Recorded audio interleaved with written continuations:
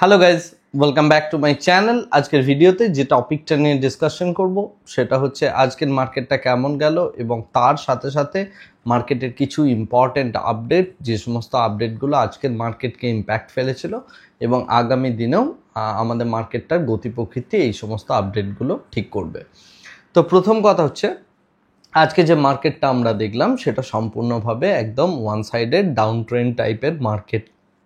এই ডাউন ট্রেন্ডের যে সেই রিজনটা হচ্ছে যে গতকাল রাত্রে ডোনাল্ড ট্রাম্প তিনি কতগুলো কথাবার্তা বলেছেন, যে কারণে আমাদের মার্কেট এবং পুরো বিশ্বব্যাপী অনেকগুলো মার্কেটই 1% ওপর ডাউন এরকম একটা জায়গায় রয়েছে। তো তিনি যে কথাটা বলেছেন সেটা হচ্ছে রাশিয়াকে টোটালি তিনি স্যাংশন করবেন, কারণ রাশিয়া ইউক্রেন ওয়ার থামানোর যে কথাটা তিনি বলেছিলেন সেটা হয়নি।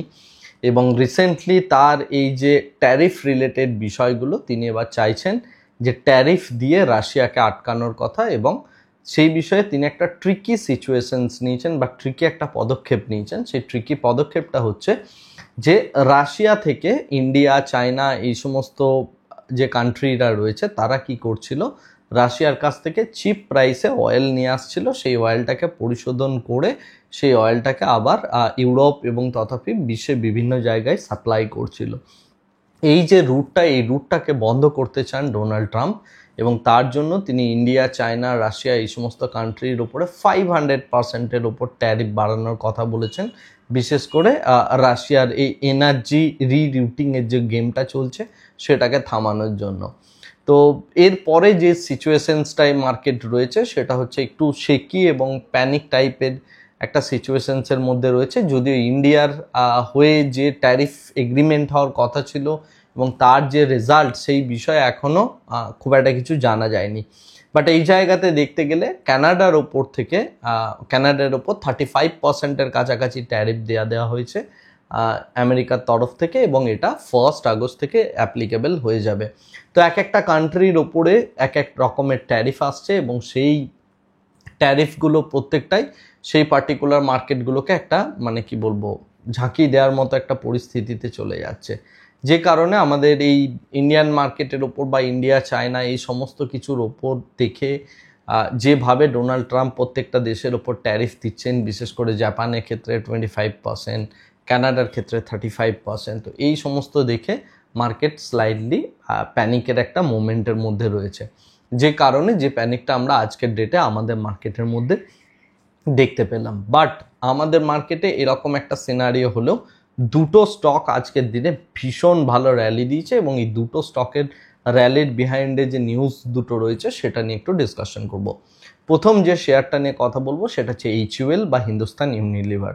হিন্দুস্তান ইউনিলিভারের সিইও অর্থাৎ চিফ এক্সিকিউটিভ অফিসার তিনি চেঞ্জ হচ্ছেন, নতুন সিইও হবেন প্রিয়া নাইয়ার। প্রিয়া যথেষ্ট ভালো একজন সিইও হবে বলেই মার্কেট এক্সপেক্ট করছে, এবং এটা 1 আগস্ট থেকে শুরু হয়ে যাবে, যে কারণে মার্কেট এটা এস্টিমেট করছে বা এটা এক্সপেক্ট করছে যে প্রিয়া দায়িত্ব নেওয়ার পর HUL-কে একটা নতুন দিশা দেখাবে, এবং সেই এক্সপেকটেশনেই আজকে HUL-এর শেয়ার মোটামুটি 4.5%-এর উপর একটা আপসুইং দেখিয়েছে, রাইট। এরপরে যে শেয়ারটা নিয়ে কথা বলবো সেটা হচ্ছে গ্লেনমার্কের মধ্যে একটা নতুন ইম্পর্টেন্ট জিনিস ঘটেছে, সেটা হচ্ছে গ্লেনমার্ক ইউএসের একটা কোম্পানির সাথে রিসেন্টলি একটা ডিল করেছে, এবং এটা হচ্ছে ক্যান্সার রিলেটেড যে ড্রাগগুলো হয় সেই ড্রাগগুলো এবং ভ্যাকসিন, বিশেষ করে ব্লাড ক্যান্সারের ওপর ইউএসের একটা কোম্পানি আছে অ্যাবভি। তো অ্যাবভি মোটামুটিভাবে বানিয়ে ফেলেছে এই টাইপের একটা মেডিসিন, এবং সেই মেডিসিনটার ডিস্ট্রিবিউশন বা এই যে ইমার্জিং ইকোনমিতে অর্থাৎ ইন্ডিয়া, ল্যাটিন আমেরিকা এবং তার সাথে সাথে আফ্রিকান যে সমস্ত কান্ট্রিগুলো রয়েছে এই সমস্ত জায়গাগুলোতে ডিস্ট্রিবিউশনের টোটাল দায়িত্বটা বা ডিলটা পেয়েছে হচ্ছে গ্লেনমার্ক, যে কারণে দেখবেন আজকের ডেটে গ্লেনমার্কের শেয়ার মোটামুটি 14%-এর ওপর একটা রাইজ করেছে। এই রাইজটা লাস্ট 5-7 দিন ধরে কন্টিনিউয়াসলি চলছিল, নিউজটা আজকে ফ্ল্যাশ হলো। সবসময় মার্কেটে নিউজ অনেক পরে আসে এবং তার আগে অ্যাকচুয়ালি এই টাইপ অফ ইভেন্টগুলো হয়ে যায়। এরপরে যে শেয়ারটা নিয়ে কথা বলবো সেটা হচ্ছে বেদান্তা অ্যাকচুয়ালি মার্কেটের মধ্যে একটা পঞ্জি স্কিম করছে এরকম টাইপের একটা অ্যালিগেশন এনেছে একটা রিসার্চ অর্গানাইজেশন, ইউরোপের একটা বড় রিসার্চ অর্গানাইজেশন, অনেকটা হিন্ডেনবার্গ স্টাইলেই, এবং যে কারণে দেখবেন বেদান্তার শেয়ার অনেকটা পরিমাণ ফল করেছিল গতদিন। আজকের ডেটে টু সাম এক্সটেন্ট কিছুটা রিকভার করেছে, বাট তারা বেদান্তা কিভাবে স্কিমটা করছে তার উপর একটা ডিটেল রিপোর্ট অলরেডি দিয়েছে। যদিও বেদান্তা গ্রুপ নিয়ে আমারও অনেক ব্যক্তিগতভাবে মানে অবজেকশন আছে, এবং সেগুলো নিয়ে আমি আজ থেকে প্রায় 1.5 বছর আগে একটা সিমিলার কাইন্ড অফ ভিডিও বানিয়েছিলাম। যদি আপনি আমার চ্যানেলের পুরনো মেম্বার হয়ে থাকেন তাহলে ডেফিনেটলি সেই বিষয়টা আশা করি দেখেছেন। তো ফান্ডামেন্টালি বেদান্তা শেয়ারের ওপর মানে তারা যে স্পঞ্জি স্কিম টাইপের একটা স্কিম চালাচ্ছে এবং শেয়ার ম্যানিপুলেশন করছে, এই অভিযোগ নিয়ে একটা রিসার্চ অর্গানাইজেশন তারা মানে রিপোর্ট পাবলিশ করেছে। তো এই হচ্ছে মার্কেটের অ্যাকচুয়ালি সিনারিও বা সিচুয়েশনস।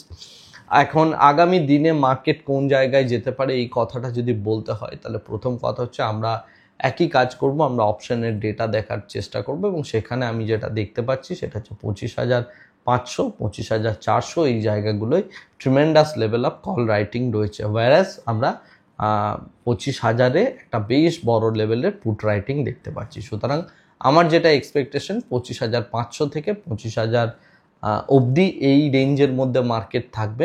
রেঞ্জটাকে আরেকটু ন্যারো করে দেওয়া যেতেও পারে, 25,400 থেকে 25,000 অবধি এই রেঞ্জের মধ্যে এই উইকে মার্কেটে থাকা উচিত। এরপরে আগামী দিনের নিউজ ফ্লো এবং তার সাথে সাথে আমরা মার্কেটের কি নতুন নতুন পরিবর্তন হচ্ছে সেই বিষয়গুলোকে ফ্যাক্টর করার চেষ্টা করব, এবং আমি আপনাদের ডিটেলসে আপডেটগুলো দিতে থাকবো।